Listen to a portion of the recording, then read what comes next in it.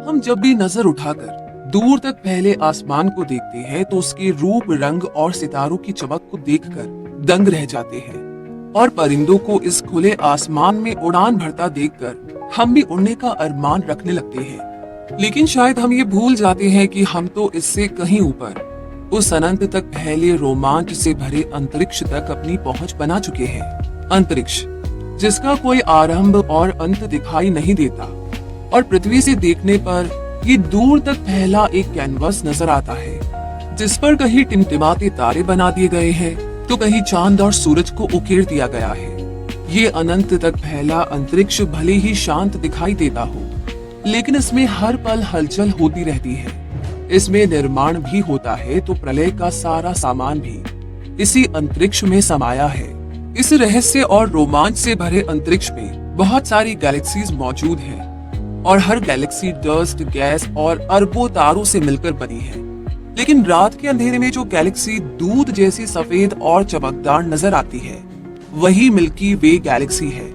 इसे देखकर ऐसा लगता है मानो किसी ने अंतरिक्ष में दूध से रास्ता ही बना दिया हो, तभी तो इसे मिल्की वे कहा जाता है। इसे आप हमारी गैलेक्सी भी कह सकते हैं क्योंकि इसी गैलेक्सी में वो सारे तारे मौजूद हैं जिन्हें हम रात के आसमान में निहारते हैं। इसी गैलेक्सी में हमारा सोलर सिस्टम है जिसमें हमारा सूरज और हमारी पृथ्वी मौजूद है।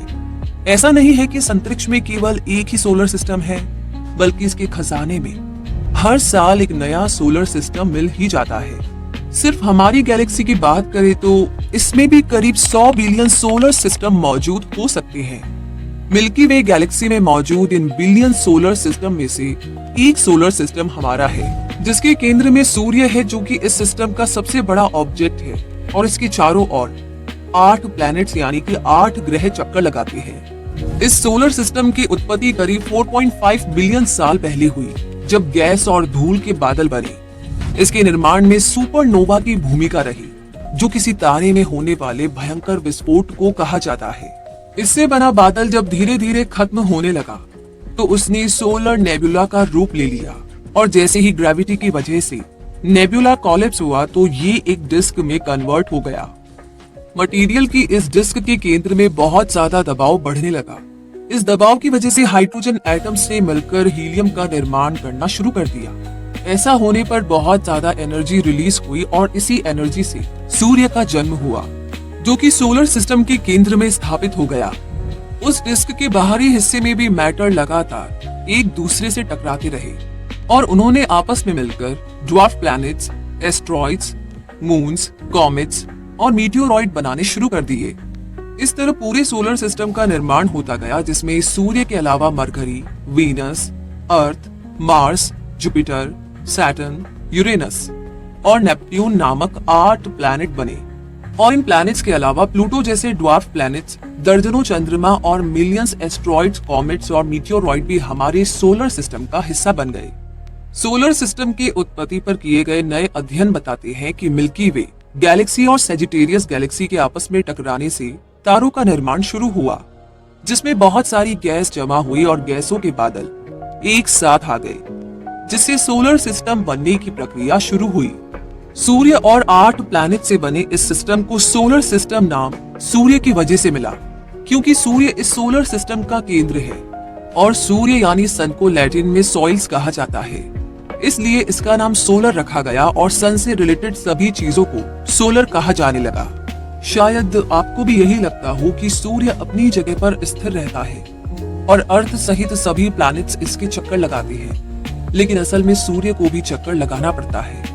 सूर्य मिल्की वे गैलेक्सी के केंद्र के चारों तरफ चक्कर लगाता है और इस चक्कर को पूरा करने में सूर्य और सोलर सिस्टम की प्लैनेट्स को 250 मिलियन साल लग जाते हैं। सोलर सिस्टम में मौजूद 8 प्लैनेट्स हमेशा से एक फिक्स ऑर्डर में ही रहते हैं, यानी मरकरी, फिर वीनस, फिर अर्थ। और इस तरह 8 प्लैनेट्स का ऑर्डर फिक्स है। तो क्या इसका भी कोई कारण है? हाँ, प्लैनेट्स के इस प्रॉपर ऑर्डर का रीजन उनकी बनावट और सोलर सिस्टम की उत्पत्ति से जुड़ा है। सूरज की गर्मी को सहन करने की क्षमता रॉकी मटेरियल वाले प्लैनेट्स में ही हो सकती है। इसलिए सूरज के नजदीक 4 प्लैनेट्स मरकरी, वीनस, अर्थ और मार्स स्थित है, जो टेरेस्ट्रियल प्लैनेट्स हैं। इनके आकार छोटे हैं और इनकी सरफेस सॉलिड और रॉकी है, जबकि सोलर सिस्टम के आउटर रीजन में आइस, लिक्विड और गैस के प्लैनेट्स मौजूद हैं, जिनमें गैस जाइंट जुपिटर और सैटर्न है और आइस जाइंट यूरेनस और नेपट्यून स्थित है। इन चारों प्लैनेट्स में रिंग सिस्टम मौजूद है। प्लैनेट्स को इनर और आउटर ग्रुप्स में बांटने का काम एस्टेरॉइड बेल्ट करती है, जो मार्स और जुपिटर प्लैनेट्स के बीच में स्थित है। इन सभी प्लैनेट्स का साइज अलग अलग है। ऐसे में अगर साइज के बेस पर इन प्लैनेट्स का क्रम जाने तो सबसे बड़ा प्लैनेट जुपिटर है, फिर सैटर्न, फिर यूरेनस और नेपट्यून प्लैनेट, जिनके बाद 5वें नंबर पर अर्थ और उसके बाद वीनस, मार्स और मरकरी प्लैनेट्स आते हैं। साइज के बेस पर प्लैनेट्स का ये क्रम जान लेने के बाद अब बारी है हमारे सोलर सिस्टम के बारे में करीब से जानने की। इसीलिए सबसे पहले सूर्य से शुरुआत करते हैं। सोलर सिस्टम के केंद्र में सूर्य स्थित है, जो कि अंतरिक्ष के बाकी तारों की तरह ही एक तारा है। मिल्की वे गैलेक्सी में ऐसे 100 अरब तारे मौजूद हैं, लेकिन सूर्य उन सब में विशेष है, क्योंकि यह अर्थ प्लैनेट पर जीवन को संभव बनाता है। इसी के कारण अर्थ पर मौसम, ऋतुएं और जलवायु संभव होती है। ये गैस का गोला सूर्य अर्थ से देखने पर पीला दिखाई देता है, लेकिन असल में ये सफेद रंग का है और अर्थ के एटमॉस्फेयर की वजह से पीला दिखाई देता है। ये सूर्य कितना विशाल है, इसका अंदाजा इस बात से लगाया जा सकता है कि इसमें 1 मिलियन अर्थ समा सकती है। इसका डायमीटर अर्थ के डायमीटर से 109 गुना ज्यादा है और इसका प्रकाश भले ही 8 मिनट में अर्थ पर पहुंच जाता हो, लेकिन इसकी औसत दूरी अर्थ से 150 मिलियन किलोमीटर है, जो कि हम इंसानों के लिए इतनी ज्यादा है कि अगर अर्थ का सबसे तेज दौड़ने वाला इंसान भी सूर्य से अर्थ की ओर आए तो उसे लगभग 450 साल लग जाएंगे। पूरे सोलर सिस्टम के द्रव्यमान का 99.8% केवल इस सूर्य में समाया है और यही है जिसने अपनी ग्रेविटी के जरिए सभी प्लैनेट्स को अपने अपने ऑर्बिट्स में रोक रखा है। सूर्य हर सेकंड 600 मिलियन टन हाइड्रोजन को हीलियम में फ्यूज करता है और इसका कोर टेम्परेचर लगभग 27 मिलियन डिग्री फ़ारेनहाइट है, यानी कि 15 मिलियन डिग्री सेल्सियस। क्या आप इसकी गर्मी का अंदाजा लगा सकते हैं? बिल्कुल भी नहीं, क्योंकि जब इसे इतना दूर अर्थ पर रहते हुए हम इसे आंख उठाकर देख नहीं पाते तो इसके कोर टेम्परेचर का अंदाजा कैसे लगा पाएंगे?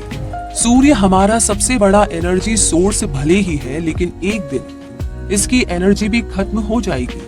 आज इसे येलो ड्वार्फ स्टार कहा जाता है, लेकिन इसका सफर तो ब्लैक ड्वार्फ पर जाकर खत्म होगा। अगले 5 बिलियन साल बाद जब सूर्य का न्यूक्लियर फ्यूल खत्म हो जाएगा तो ये येलो ड्वार्फ स्टार अपना रूप और आकार बदलकर एक विशाल रेड जाइंट बन जाएगा। और जब ऐसा होगा तो जीवन देने वाला सूर्य अर्थ सहित अपने नजदीकी प्लैनेट्स को जलाकर राख कर देगा। इसके बाद सूर्य व्हाइट ड्वार्फ का रूप लेगा और धीरे धीरे ब्लैक ड्वार्फ के आकार में सिमट जाएगा। इस समय सूर्य का आकार पृथ्वी के बराबर हो जाएगा, लेकिन इस बदलाव से अंतरिक्ष को कोई खास फर्क नहीं पड़ेगा जब तक कि अंतरिक्ष के सारे सूर्य एक साथ ब्लैक ड्वार्फ ना बन जाए, और इसकी संभावना तो ना के बराबर है। बहुत सारे सूर्य के बारे में सुनकर चौंकिए मत, क्योंकि अंतरिक्ष में मौजूद बहुत सी सोलर सिस्टम्स के पास अपना अपना सूर्य है और बहुत से ऐसे सोलर सिस्टम्स भी है जिनमें एक से ज्यादा सूर्य है। सोचकर देखिए, एक ही आसमान में 2 सूर्य।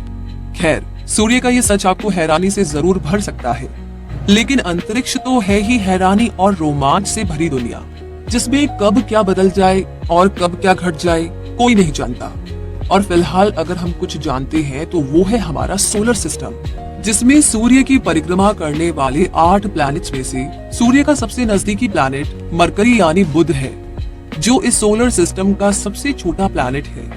इसका साइज पृथ्वी के चंद्रमा से बस थोड़ा सा ही ज्यादा है। ये 4 इनर प्लैनेट्स में पहला प्लैनेट है और इसकी सॉलिड सरफेस है। इसकी सूर्य से औसत दूरी 58 मिलियन किलोमीटर है और ये प्लैनेट अर्थ के साइज का 38% है। सूरज के सबसे नजदीक होने के बावजूद भी ये प्लैनेट सबसे गर्म प्लैनेट नहीं है, क्योंकि इस प्लैनेट का कोई एटमॉस्फेयर ही नहीं है जो हीट को होल्ड करके इसकी सरफेस को गर्म रख सके। ऐसे में जितनी हीट मरकरी को सूर्य से मिलती है वो तेजी से स्पेस में वापस चली जाती है और मरकरी सोलर सिस्टम का हॉटेस्ट प्लैनेट नहीं बन पाता है। हल्की ग्रे कलर के इस प्लैनेट का कोई मून नहीं है। अर्थ की तुलना में ये प्लैनेट धीरे घूमता है, इसीलिए इसका एक दिन थोड़ा ज्यादा लंबा होता है। इस प्लैनेट को अपने एक्सिस पर एक चक्कर पूरा करने में 59 अर्थ डेज लगते हैं, जबकि इसका 1 साल बहुत जल्दी आ जाता है क्योंकि ये सूरज के सबसे पास है। इसीलिए सूर्य की परिक्रमा में लगने वाला टाइम बहुत ही कम होता है और सिर्फ 88 अर्थ डेज में ये सूर्य का एक चक्कर पूरा कर लेता है। यानी अगर आप मरकरी पर रहते हैं तो हर 3 महीने में अपना बर्थडे मना पाते, लेकिन इस प्लैनेट पर रहते हुए आपको हर दिन सूरज दिखाई नहीं देता क्योंकि पृथ्वी पर तो हर दिन सूरज उगता है और अस्त होता है, लेकिन मरकरी का हर दिन ऐसा नहीं होता क्योंकि यहाँ 180 अर्थ डेज में एक बार सनराइज होता है। इस प्लैनेट को मारिनियर 10 और मैसेंजर स्पेसक्राफ्ट के जरिए विजिट करके इसके केमिकल कंपोजिशन, जियोलॉजी और मैग्नेटिक फील्ड के बारे में पता लगाया गया था। मरकरी पर दिन का टेम्परेचर 430 डिग्री सेल्सियस तक पहुंच जाता है तो रात का -180 डिग्री सेल्सियस तक। ऐसे में इस प्लैनेट पर जीवन की कल्पना नहीं की जा सकती। मरकरी के बाद इनर प्लैनेट्स में दूसरे नंबर पर वीनस यानी कि शुक्र स्थित है, जो भले ही सूर्य का सबसे नजदीकी ग्रह नहीं है, लेकिन फिर भी ये सबसे गर्म है। इसका रीजन असल में इसका एटमॉस्फेयर है जो कार्बन डाइऑक्साइड से भरा है और इसमें सल्फ्यूरिक एसिड के बादल भी हैं। इसी गैस की वजह से वीनस सबसे गर्म ग्रह बना है। इसका टेम्परेचर 465 डिग्री सेल्सियस रहता है, जिसमें लेड जैसी धातु भी पिघल जाए तो इंसान का इस प्लैनेट पर रहना तो कैसे पॉसिबल हो सकता है। लेकिन इसके बावजूद भी साइंटिस्ट को वीनस के एटमॉस्फेयर में ऐसी गैस के साइन मिले हैं जो कि इस प्लैनेट पर लाइफ की पॉसिबिलिटी की तरफ इशारा करते हैं। और अगर ये पूरी तरह सच हो गया तो चंद्रमा के बाद सबसे ज्यादा चमक बिखेरने वाले इस प्लैनेट पर भी हमारी पहुंच हो जाएगी। सूर्य से 108 मिलियन किलोमीटर दूरी पर स्थित वीनस एक एक्टिव प्लैनेट है जिस पर माउंटेन्स और वोल्केनोज है। इसका साइज और स्ट्रक्चर अर्थ से काफी सिमिलर है, इसीलिए इसे अक्सर अर्थ की सिस्टर भी कह दिया जाता है। अर्थ का साइज वीनस से थोड़ा ही बड़ा है और वीनस अर्थ के साइज का 95% है। इसकी पहचान आसमान में चमकते हुए एक खूबसूरत तारे के रूप में की जाती है, जिसे अक्सर चंद्रमा के ऊपर बिना टेलीस्कोप की मदद लिए आसानी से देखा जा सकता है। भले ही ये प्लैनेट अर्थ की सिस्टर कहलाता हो, लेकिन ये अर्थ के अपोजिट डायरेक्शन में घूमता है। यानी अर्थ और बाकी प्लैनेट्स जिस दिशा में रोटेट होते हैं, वीनस उनसे उल्टा रास्ता चुनता है। इसका रोटेशन बहुत धीरे होता है, तभी तो इसे अपनी एक्सिस पर एक चक्कर पूरा करने में 243 यानी कि 243 अर्थ डेज लग जाते हैं। लेकिन इसे सूर्य का चक्कर लगाने में बहुत ज्यादा समय नहीं लगता और केवल 225 यानी कि 225 अर्थ डेज में ये सूर्य का एक चक्कर पूरा कर लेता है। यानी वीनस पर एक साल 225 दिन में ही आ जाता है। और मजेदार बात ये है कि वीनस का एक साल एक दिन से थोड़ा छोटा होता है। इतना ही नहीं, इसका एक दिन अर्थ के एक दिन से काफी अलग भी होता है। जहां अर्थ पर हर दिन सूर्य उगता और अस्त होता है, वहीं वीनस पर 117 यानी कि 117 अर्थ डेज में एक बार सनराइज होता है। इस तरह लगभग एक साल में वीनस पर 2 बार सनराइज होता है। हालांकि इस दौरान एक ही दिन चल रहा होता है और क्योंकि वीनस अर्थ के अपोजिट डायरेक्शन में रोटेट करता है, इसीलिए यहाँ सूरज पश्चिम में उगता है और पूरब में अस्त होता है। और हाँ, इसके पास अपना कोई मून भी नहीं है। इस प्लैनेट को करीब से जानने के लिए इस पर मैरिनर 2, पायनियर वीनस 1 और मैगेलन जैसे बहुत से स्पेसक्राफ्ट्स के जरिए विजिट किया गया, जिनसे इस हॉटेस्ट प्लैनेट के टेम्परेचर, मैग्नेटिक फील्ड्स और एटमॉस्फेरिक कॉम्पोजिशन का पता लगाने में मदद मिली। वीनस के बाद सोलर सिस्टम के इनर प्लैनेट में तीसरे नंबर पर आती है अर्थ, जिसे हम अपना घर कहते हैं। ये प्लैनेट बाकी प्लैनेट से स्पेशल है क्योंकि ये ओशन प्लैनेट है। इसकी सरफेस का 70% यानी कि 70% पानी से घिरा हुआ है और इसके एटमॉस्फेयर ने इस प्लैनेट को इतना गर्म बनाए रखा है जिससे इस पर जीवन चलता रह सके। और फिर ये अकेला ही ऐसा प्लैनेट है जो लाइफ को सपोर्ट करता है। अर्थ टेरेस्ट्रियल प्लैनेट्स में सबसे बड़ा प्लैनेट है और ये सोलर सिस्टम का 5th लार्जेस्ट प्लैनेट है, जो 4 गैस जाइंट से तो छोटा है, लेकिन मरकरी, मार्स और वीनस जैसे रॉकी प्लैनेट से बड़ा है। इस प्लैनेट पर एक दिन लगभग 24 घंटे का होता है क्योंकि अर्थ को अपने एक्सिस पर एक चक्कर पूरा करने में 23 घंटे और 56 मिनट का समय लगता है, जबकि सूर्य के चारों तरफ एक चक्कर पूरा करने में अर्थ को 365 दिन और 6 घंटे का समय लगता है और यही समय हमारा एक साल कहलाता है। सूर्य से इसका एवरेज डिस्टेंस 150 मिलियन किलोमीटर्स है। वैसे अर्थ का अपना एक मून है जिसे हम रात में देखा करते हैं, ये सोलर सिस्टम का 5वां सबसे बड़ा मून है और अर्थ का एकमात्र नेचुरल सैटेलाइट है। इस मून की उपस्थिति हमारे प्लैनेट को डगमगाने से रोकती है, यानी कि अर्थ प्लैनेट को स्टेबल बनाए रखती है और यहाँ के क्लाइमेट को भी। अर्थ पर आने वाले ओशन टाइड्स का मेन रीजन भी इसी मून की ग्रेविटेशनल फोर्स है। अर्थ के बाद इनर प्लैनेट्स का आखिरी और चौथा प्लैनेट मार्स यानी मंगल है, जो रेड प्लैनेट भी कहलाता है क्योंकि इसका रंग लाल है, जिसे देखकर लगता है कि ये प्लैनेट तो बहुत गर्म होगा, लेकिन असल में ये एक ठंडा रेगिस्तान है और इसका लाल रंग इसकी सरफेस पर मौजूद रस्टी आयरन की वजह से है। सूर्य से इसकी दूरी 228 यानी कि 228 मिलियन किलोमीटर है। ये प्लैनेट अर्थ के साइज का 53% है। अर्थ की तरह इस प्लैनेट पर भी ऋतुएं हैं, ज्वालामुखी है, मौसम है और घाटियां भी है। इसके एटमॉस्फेयर में कार्बन डाइऑक्साइड, नाइट्रोजन और ऑर्गन के अलावा थोड़ी मात्रा में ऑक्सीजन और जलवाष्प भी है। मार्स पर पानी तो है, लेकिन वो बर्फ की फॉर्म में है और इस ठंडे और ड्राई प्लैनेट पर फिलहाल जीवन की कोई संभावना नजर नहीं आती। लेकिन इस प्लैनेट के भूत, भविष्य और वर्तमान को समझने के लिए इस पर बहुत से मिशंस के जरिए विजिट किया गया है और ये ऐसा अकेला प्लैनेट है जहां क्यूरियोसिटी जैसे रोवर्स भी भेजे गए हैं जो मार्स की पिक्चर्स और मेजरमेंट्स लेते हैं ताकि फ्यूचर के लिए इस प्लैनेट को एक सुरक्षित ठिकाना बनाया जा सके। मार्स की एटमॉस्फेयर तो एक्टिव है, लेकिन इसकी सरफेस एक्टिव नहीं है क्योंकि इस पर मौजूद वोल्केनोस डेड है।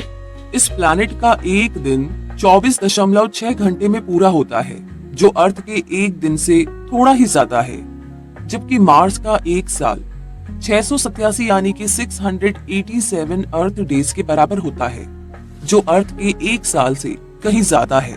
अर्थ की तरह मार्स के पास भी अपने मून हैं, लेकिन इसके पास फोबोस और डेमोस नामक 2 मून्स हैं। मार्स के बाद सोलर सिस्टम को इनर और आउटर प्लैनेट्स में बांटने वाली एस्ट्रॉइड बेल्ट आती है। इस डिस्क शेप की बेल्ट में अरबों एस्ट्रॉइड्स मौजूद है जो रॉक और मेटल के बने हैं। इनमें से ज्यादातर का आकार डस्ट पार्टिकल जितना छोटा है तो कुछ हजार किलोमीटर दूर तक भी फैले हैं। इस बेल्ट के द्रव्यमान का आधा हिस्सा सेरिस, वेस्टा, पैलिस और हाइजीना में समाया हुआ है। इनमें से सेरिस एक ड्वार्फ प्लैनेट है, जबकि बाकी तीनों एस्ट्रॉइड्स हैं। ऐसा नहीं है कि एस्टेरॉइड बेल्ट के सारे ऑब्जेक्ट्स एक दूसरे से सटे हुए हैं, बल्कि इनके बीच दूरी इतनी ज्यादा है कि अगर आप एक एस्ट्रॉइड पर खड़े होकर देखेंगे तो दूसरा एस्ट्रॉइड आपको बड़ी आसानी से दिखाई नहीं देगा। इस बेल्ट का निर्माण भी तभी हुआ जब प्लैनेट्स बन रहे थे, लेकिन जब बहुत सारी डस्ट और चट्टानें मिलकर भी इतना वजन नहीं बना पाई कि एक प्लैनेट बना सके, तो उसने इस बेल्ट का आकार ले लिया। इस एस्ट्रॉइड बेल्ट के बाद सोलर सिस्टम का आउटर रीजन शुरू होता है, जिसमें 4 आउटर प्लैनेट्स स्थित हैं, जिनमें सबसे पहला प्लैनेट जुपिटर यानी बृहस्पति है। ये प्लैनेट सोलर सिस्टम का सबसे बड़ा प्लैनेट है। इस प्लैनेट की ग्रेविटी बाकी सभी प्लैनेट से काफी ज्यादा है। इसकी सरफेस बहुत सॉलिड नहीं है, बल्कि ये गैस से बना है, जिसमें ज्यादा मात्रा हाइड्रोजन और हीलियम की है, बिल्कुल सूर्य की तरह। हालांकि ये माना जाता है कि इसके केंद्र में अर्थ के आकार की सॉलिड इनर कोर हो सकती है। इस प्लैनेट के चारों ओर रिंग्स है, लेकिन ये इतनी क्लियर नहीं है कि आसानी से देखी जा सके। ये प्लैनेट लाल, भूरे, पीले और सफेद घने बादलों से घिरा रहता है, जो अमोनिया और पानी के बने हैं और हाइड्रोजन और हीलियम के एटमॉस्फेयर में तैरते रहते हैं। इनकी वजह से ऐसा लगता है जैसे इस प्लैनेट पर धारियां हैं। इस प्लैनेट पर सोलर सिस्टम का सबसे बड़ा ओशन है, जो लिक्विड हाइड्रोजन से बना है। सूर्य से इसकी औसत दूरी 778 यानी 778 मिलियन किलोमीटर है और ये प्लैनेट अर्थ के आकार का 1120% है। यानी अगर अर्थ को एक अंगूर की साइज का माने तो जुपिटर एक बास्केटबॉल जैसा दिखाई देगा। जुपिटर पर एक दिन 10 घंटे का होता है तो एक साल 11.8 अर्थ ईयर्स के बराबर होता है। इस प्लैनेट पर एक ग्रेट रेड स्पॉट भी मौजूद है, जो असल में बहुत बड़ा तूफान है, अर्थ से भी बड़ा, और सैकड़ों सालों से ये तूफान इस प्लैनेट पर चल रहा है। इस प्लैनेट के पास 79 मून्स है, जिनमें सबसे बड़ा गैनीमेड है, जो कि सोलर सिस्टम में मौजूद 200 से भी ज्यादा मून्स में से लार्जेस्ट मून है, जिसका साइज मरकरी प्लैनेट से भी काफी बड़ा है। और ये अकेला ऐसा मून है जिसके पास अपना खुद का मैग्नेटिक फील्ड है। इस प्लैनेट का टेम्परेचर, प्रेशर कंडीशंस लाइफ को सपोर्ट नहीं करती है, लेकिन इसके मून यूरोपा पर मिलने वाला ओशन लाइफ की पॉसिबिलिटीज दिखाता है। इस प्लैनेट पर भी बहुत से स्पेसक्राफ्ट्स, ऑर्बिटर्स और प्रॉप्स भेजे हैं, जैसे पायनियर 10, व्योजार 1, कैसिनी, न्यू होरिजन्स और जूनो। तभी तो इस प्लैनेट के surface temperature, great red spot और मैग्नेटिक फील्ड जैसी बहुत सी इंपॉर्टेंट जानकारियों के जरिए इस प्लैनेट के बारे में ज्यादा से ज्यादा जानने में मदद मिल सकी। जुपिटर के बाद बारी आती है सैटर्न यानी शनि की, जो आउटर प्लैनेट्स में दूसरे नंबर पर आता है और सोलर सिस्टम का सेकंड लार्जेस्ट प्लैनेट भी है। लेकिन फिर भी अगर इसे एक बड़े पूल में रखा जा सके तो ये उसमें डूबने की बजाय तैरने लगेगा, क्योंकि गैस से बने इस प्लैनेट का घनत्व पानी से कम होता है, जिसकी वजह से ये पानी से हल्का होता है और आसानी से पानी पर तैर सकता है। ये प्लैनेट अपनी खूबसूरत 7 रिंग्स की वजह से खास पहचान रखता है। ये रिंग्स बर्फ और चट्टानों से बनी है। जब गैलीलियो गैलीली ने टेलीस्कोप से सैटर्न को देखा तो उन्हें लगा जैसे वो कोई ऐसा प्लैनेट देख रहे हैं जिसके हैंडल्स भी है, लेकिन असल में वो इस प्लैनेट की रिंग्स है। आप जैसे पृथ्वी पर खड़े हो पाते हैं वैसे सैटर्न पर खड़े नहीं हो सकते, क्योंकि इसकी सरफेस सॉलिड नहीं है, बल्कि ये गैस से बना है और ये हाइड्रोजन और हीलियम गैस से बनी एक बॉल जैसा है। सूर्य से इसका एवरेज डिस्टेंस 1.4 बिलियन किलोमीटर है और ये अर्थ की साइज का 945% है। इस प्लैनेट पर एक दिन केवल 10.7 घंटों में पूरा हो जाता है, जबकि एक साल 29 यानी 29 अर्थ ईयर्स के बराबर होता है। इस खूबसूरत प्लैनेट के पास 82 यानी कि 82 मून्स है। इनमें से 53 मून्स अपनी पहचान पा चुके हैं, जबकि अभी ऐसे 29 मून्स बाकी है जिनके बारे में ज्यादा जानने की जरूरत है। सैटर्न के इन मून्स में से सबसे बड़ा है टाइटन, जो कि मरकरी से थोड़ा सा बड़ा है और सोलर सिस्टम का सेकंड लार्जेस्ट मून है। ये अर्थ के बाद ऐसा प्लेस है जहां पर नदियां, झीलें और समुद्र हैं। इस प्लैनेट पर पायनियर 11, कैसिनी, व्योजर 1 और व्योजर 2 रोबोटिक स्पेसक्राफ्ट के जरिए विजिट भी किया गया है। हालांकि सैटर्न पर लाइफ की पॉसिबिलिटीज नजर नहीं आती है, लेकिन इसके एनसेलेडस और टाइटन मून्स लाइफ को जरूर सपोर्ट कर सकते हैं। सैटर्न के बाद बारी आती है यूरेनस यानी अरुण की, जो कि आउटर प्लैनेट्स में तीसरा प्लैनेट है और तीसरा सबसे बड़ा प्लैनेट भी यही है। यूरेनस ही वो पहला प्लैनेट था जिसे टेलीस्कोप के जरिए डिस्कवर किया गया, क्योंकि बाकी के 5 प्लैनेट्स यानी कि मरकरी, वीनस, मार्स, जुपिटर और सैटर्न तो बिना टेलीस्कोप के भी आसानी से विजिबल थे। यूरेनस एक छोटी चट्टानी केंद्र के ऊपर पानी, मीथेन और अमोनिया से बना है। जुपिटर और सैटर्न की तरह इसका एटमॉस्फेयर भी हाइड्रोजन और हीलियम से बना है, लेकिन इसमें मीथेन भी शामिल है, जिसकी वजह से इस प्लैनेट का रंग नीला दिखाई देता है। सूर्य से इसकी औसत दूरी 2.9 बिलियन किलोमीटर है और सूर्य से इतनी ज्यादा दूरी पर स्थित होने के कारण ये एक बर्फीला प्लैनेट है। इसका साइज अर्थ की साइज का 400% है, यानी अगर अर्थ एक बड़ा एप्पल हो तो यूरेनस बास्केटबॉल के साइज का होगा। बाकी आउटर प्लैनेट्स की तरह यूरेनस में भी रिंग्स पाई जाती है और इसकी 13 यानी कि 13 रिंग्स में से अंदर वाली रिंग्स डार्क होती है तो बाहरी रिंग्स ब्राइट कलर की होती है, इसीलिए आसानी से ये दिखाई देती है। वीनस की तरह यूरेनस भी अपोजिट डायरेक्शन में रोटेट करता है। इतना ही नहीं, ये प्लैनेट अपनी साइड पर रोटेट करता है, इसीलिए इसे साइड बेस प्लैनेट भी कहा जाता है।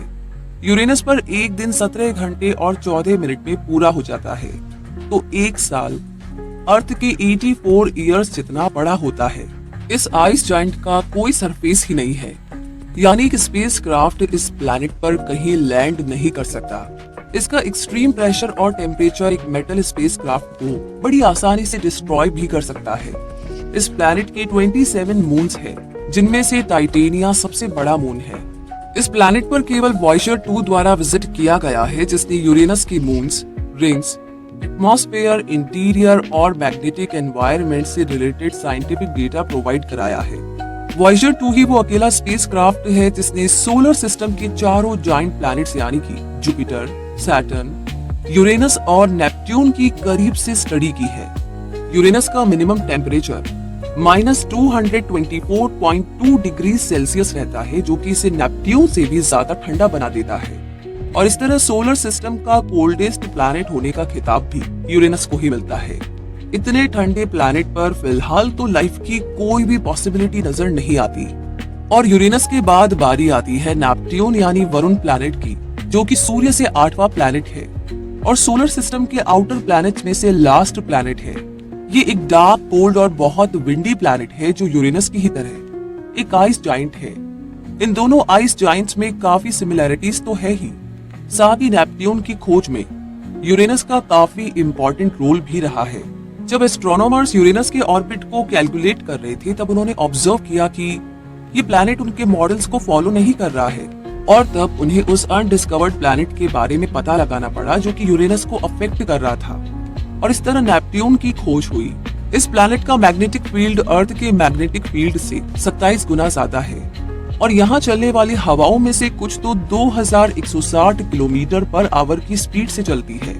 ऐसे में ये बर्फीली हवाओं वाला प्लैनेट लाइफ की कोई भी पॉसिबिलिटी को शो नहीं करता। नेपट्यून ही वो पहला प्लैनेट था जिसे मैथमेटिकल कैलकुलेशंस और प्रेडिक्शंस के बेस पर डिस्कवर किया गया। इस प्लैनेट में अर्थ की साइज का एक सॉलिड सेंटर है, जिस पर पानी, अमोनिया और मीथेन के फॉग है। इसका एटमॉस्फेयर हाइड्रोजन, हीलियम और मीथेन से बना है। इसी मीथेन की वजह से नेपट्यून को यूरेनस जैसा नीला रंग मिला है। इस प्लैनेट की 6 रिंग्स है, जो कि आसानी से दिखाई नहीं देती है। इस प्लैनेट के 13 मून्स है, जिनमें सबसे बड़ा मून ट्राइटन है। नेपट्यून का ये मून अपने आप में बहुत ही अनोखा है, क्योंकि पूरे सोलर सिस्टम में ये एक ऐसा अकेला लार्ज मून है जो अपने प्लैनेट के रोटेशन के अपोजिट डायरेक्शन में चक्कर लगाता है।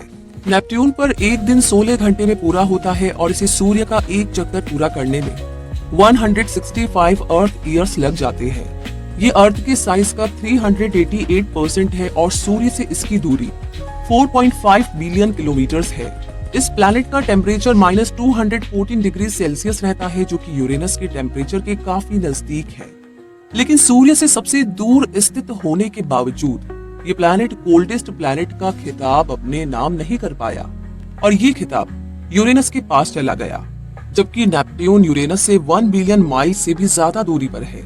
ऐसे में नेपट्यून को ही सबसे ठंडा प्लैनेट होना चाहिए था। ऐसा नहीं होने के कई सारे कारण सामने आते हैं, जैसे कि यूरेनस का अपनी साइड पर रोटेट करने की वजह से सूर्य की हीट को होल्ड करने से ज्यादा बाहर निकाल देना, और दोनों प्लैनेट्स पर मौजूद मीथेन गैस की क्वांटिटी। यूरेनस और नेपट्यून दोनों ही प्लैनेट्स पर मीथेन गैस मौजूद है। ये गैस हीट को बहुत अच्छे से होल्ड करती है, लेकिन नेपट्यून के एटमॉस्फेयर में मीथेन गैस की मात्रा यूरेनस के कंपैरिजन में थोड़ी ज्यादा है। इसीलिए ये प्लैनेट यूरेनस की तुलना में ज्यादा हीट अपने अंदर होल्ड रख पाता है, जिसकी वजह से ये यूरेनस जितना ठंडा नहीं रह पाता। इसके अलावा नेपट्यून का टेम्परेचर सनलाइट से इतना प्रभावित नहीं होता है जितना इसके अंदर होने वाली गतियों से होता है, जो इसे कंपैरेटिवली गर्म बनाए रखती है। इस तरह की गतियां यूरेनस में ही नहीं दिखाई देती है, जो उसे गर्म रख सके। इसीलिए नेपट्यून सबसे आखिरी प्लैनेट होने के बावजूद भी सबसे ठंडा प्लैनेट नहीं है। इस प्लैनेट को भी वॉयेजर 2 के जरिए ही विजिट किया गया, जिसने नेपट्यून के एटमॉस्फेयर, इसकी रिंग्स, मैग्नेटोस्फीयर और मून्स के बारे में बताया। सोलर सिस्टम के इस 8वें और आखिरी प्लैनेट के बाद काइपर बेल्ट स्थित है, जो कि बहुत से आइसी ऑब्जेक्ट्स, ड्वार्फ प्लैनेट्स, डस्ट और कॉमेट से मिलकर बनी है। ये एस्ट्रॉइड बेल्ट जैसी ही एक बेल्ट है, लेकिन साइज में एस्ट्रॉइड बेल्ट से कहीं ज्यादा बड़ी है। ये हमारे सोलर सिस्टम के लार्जेस्ट स्ट्रक्चर्स में से एक है। इसका निर्माण भी सोलर सिस्टम के निर्माण के समय ही हुआ। तो प्लूटो इसी बेल्ट का सबसे फेमस ऑब्जेक्ट है, जो कि साल 2006 से पहले 9 प्लैनेट्स का आखिरी और सबसे छोटा प्लैनेट था, लेकिन अब उसे काइपर बेल्ट में मौजूद एक ड्वार्फ प्लैनेट के रूप में जाना जाता है। प्लूटो एक प्लैनेट होने की सारी कंडीशंस को पूरा नहीं करता था, इसीलिए उसे प्लैनेट ना मान करके ड्वार्फ प्लैनेट माना जाने लगा। कभी सोलर सिस्टम का सबसे छोटा प्लैनेट रहा प्लूटो, काइपर बेल्ट का सबसे बड़ा ऑब्जेक्ट है, इसीलिए इसे king of the Kuiper belt भी कहा जाता है। इसकी सूर्य से दूरी 5.9 बिलियन किलोमीटर्स है। इसका टेम्परेचर -240 डिग्री सेल्सियस तक रहता है, इसलिए 9 प्लैनेट्स में से सबसे बड़ा प्लैनेट यही था। इस ड्वार्फ प्लैनेट पर एक साल पूरा होने में 248 अर्थ ईयर्स लग जाते हैं। जबकि यहाँ एक दिन 6.4 अर्थ डेज में पूरा होता है। कैरिन, निक्स, हाइड्रा, कैरब्रोस और स्टाइक्स प्लूटो के मून्स हैं। प्लूटो के अलावा काइपर बेल्ट में ह्यूमिया और मेक ड्वार्फ प्लैनेट्स भी मौजूद हैं। इस काइपर बेल्ट के आगे भी कई आईसी ऑब्जेक्ट्स की खोज जारी है और क्योंकि अंतरिक्ष और उसके रहस्य अनंत है, इसीलिए वो केवल हमारे सोलर सिस्टम तक ही सिमट कर नहीं रह सकते।